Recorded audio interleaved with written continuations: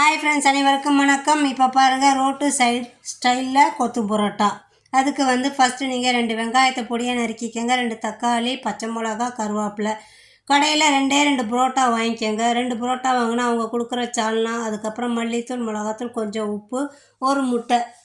இப்போ பாருங்கள், இந்த புரோட்டா எடுத்து மிக்சியில் 2 பிச்சு போட்டிங்கன்னா விப்பரில் ஒரே ஒரு சுற்றுனீங்கன்னு பாருங்கள், அவ்வளோ பொடியாக உங்களுக்கு பரோட்டா பொடி ரெடி ஆயிருங்க. இதை தனியாக வச்சுக்கோங்க. அதுக்கப்புறம் வானலில் தோசைக்கல் வச்சு வெங்காயம், பச்சை மிளகா, கருவேப்பிலை இதை நல்லா வதக்கிக்கோங்க. இது வதக்கினதுக்கப்புறம் தக்காளி சேர்த்துக்கோங்க. தக்காளி சேர்த்து வதங்கினதுக்கப்புறம் மல்லித்தூள், மிளகாத்தூள், உப்பு இதையும் சேர்த்து ஒரு பிரட்டிடுங்க. பிரட்டினதுக்கப்புறம் நல்லா நடுவில் முட்டை உடச்சி ஊற்றிடுங்க. இந்த நேரத்தில் உங்களுக்கு 2 முட்டை தேவைப்பட்டாலும் நீங்கள் ஊற்றிக்கலாம். அது உங்கள் பிரியம்.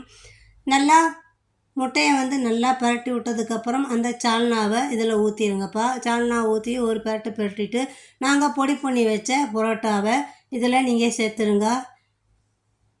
இதே நீங்கள் பொடி பண்ணாமல் போட்டிங்கன்னா இப்படி கொத்திக்கிட்டு இருக்கணும், ரொம்ப நேரமாகவும். இது ஈஸியாகவே வேலை முடிஞ்சிடும். டேஸ்ட்டு கூட அதே டேஸ்ட்டில் இருக்குங்க. நீங்கள் இதே மாதிரி ட்ரை பண்ணி பாருங்கள். இப்போ பாருங்கள், நல்லா பரோட்டா நல்லா கொத்தி ரெடி ஆயிடுச்சு. இந்த நேரத்தில் எடுத்து பிளேட்டில் சேவ் பண்ணி வீட்டில் எல்லாருக்கும் கொடுங்க.